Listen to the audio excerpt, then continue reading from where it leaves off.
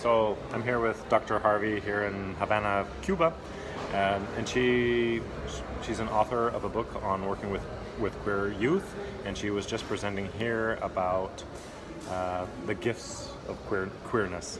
Maybe can you clarify if I said that right, and if what you see as the main thesis around that? Sure. So I'm at a sociological conference, so I'm doing interdisciplinary research, and my clinical background in family therapy has taught me that a lot of families and individuals who are LGBTQ come to their lives assuming that they're trying to be lovable or matter or okay despite the part of them that is queer. And in my clinical work and anecdotally, what I've learned from both LGBTQ individuals and their families is that there are benefits to that experience that aren't honored or sanctioned or even very clear. So I've been writing and talking about that for some time, and then it occurred to me that I hadn't researched it. I hadn't actually gone out and it was all anecdotal. So now I'm doing some research with a friend of mine who's a sociologist about what are the benefits, both. So for my interest, it's really about what are the interpersonal benefits for individuals and their family members to having people in their lives that have an alternate experience in the world. Because I think one of the things that's always stricken me is that unlike many oppressed minorities, LGBTQ individuals are usually raised by parents and in family systems that don't share their stigmatized identity. So they don't know how to protect them in some ways. But on the other hand, it means that they have these kind of unique experiences and outlook on the world that offers their families something. Mm-hmm. So we're researching that. And my friend who's a sociologist is really interested in not just the interpersonal things, but in the literally how do you negotiate marketplaces? How does being LGBTQ open like niche opportunities and like more pragmatic than I think I might be. So it's kind of like that. We've been talking a lot about, this week we talked about how therapists often will focus on intimacy, but they won't focus on eroticism. And when couples come in, they're often one person is wanting more eroticism and one person is wanting more intimacy. I don't know, any thoughts about that as a general theme?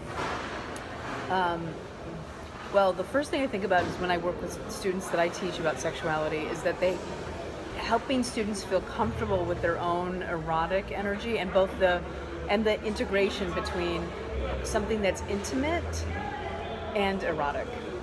Some people are more comfortable with the intimacy, like sort of like, look into my eyes, and some people are more comfortable with the fucking, So, like, what I always get interested in is in whatever couple, same-sex or heterosexual couples, how both people are right. And there always tends to be one person in a relationship more attached to the other point of view, I mean. And if you can balance those, and if you can help them see their partner as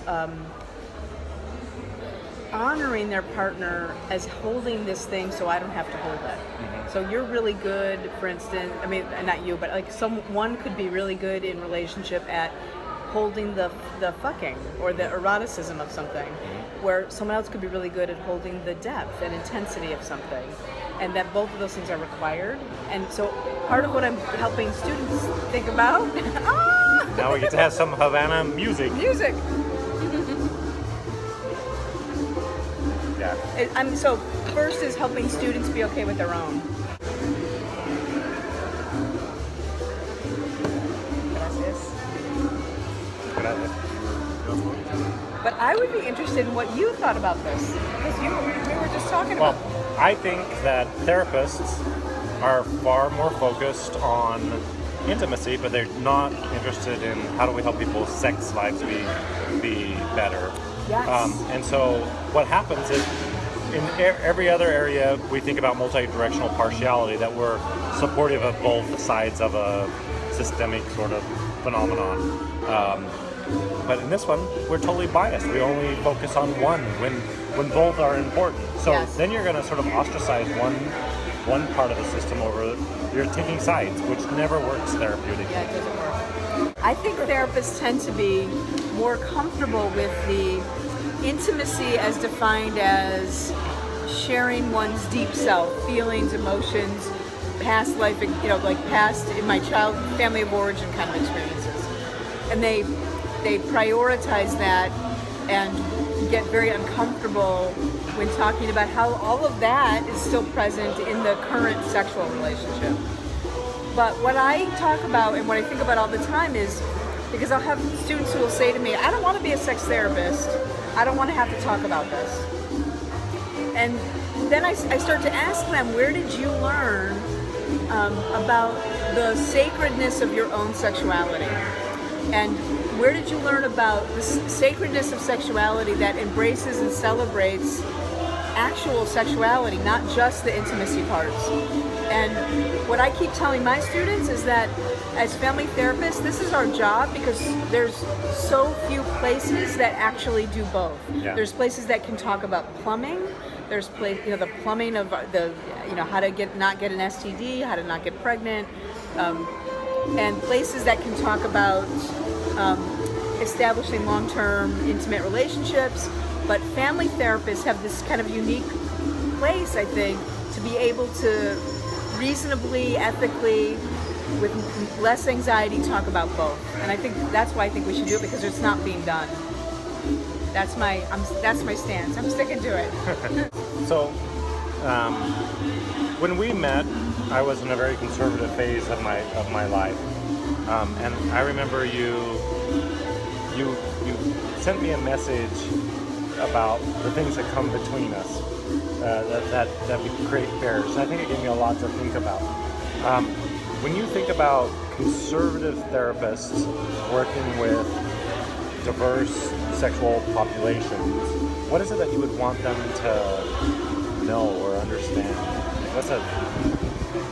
I guess what I would want is for a person who thinks of themselves as a conservative to be able to understand that diversity is a beautiful and necessary thing, and that just as they are necessary, so are people who think differently and experience the world differently, and that we can learn from each other. And in my experience with many conservative people, although not you, it's sort of shifted for you and I, but with many conservative people, the way that they sort of hierarchically order the world, the best parts of me never get, and the best parts of a lot of queer people I know, the gifts that we have, they never get accessed. There's no way in those paradigms to access the experiences that I've had in the world that I actually think are really valuable. What's an example of that? Well, like for instance, when I do couples work, I feel like because I operate in some world that's somewhere in between male and female, masculine and feminine, that I often can see in a very visceral way both sides of something. And we've talked a lot about that, right? Like the ways that I am very dude-like. Yeah. And that those qualities make me have an affinity for men in heterosexual relationships that I think can be useful as I invite them into releasing a little bit of that hyper masculinity, which doesn't mean they have to change how I don't think it means they have to change how they think about their sexuality or about their masculinity even, except to deepen it. Yeah. That you don't have to be so worried about it that you can't explore other pieces of it. And same thing, I think, for femininity. And I think about those two things as distinct from male and female. Yeah. So for me, I identify clearly as female, but I exist in sort of an in-between androgynous place, and I think lots of heterosexual people do too. I don't think they have the permission necessarily to talk about that the way I might, because I don't identify as heterosexual. So I guess that's what I would say. I don't think it's threatening to conservatism. I never, like when we were in grad school, I was thinking, it was hard for me to switch from being a social worker to a family therapist at first, because it felt, and I joked about this and written about this, it felt like kind of being an atheist at a seminary. You know, like, wasn't I threatening to those things? But I don't actually think I am. I think it's actually a different, a beautiful diversity. So I think that's what I would say. I don't think it's threatening. I think it's deepening. Okay. If there's any other ones we've touched on. I wonder if they're going to be able to, I'm going to use any of this because of the loud music. Right, I know. But it was cool. It was very fun. It's cool to do.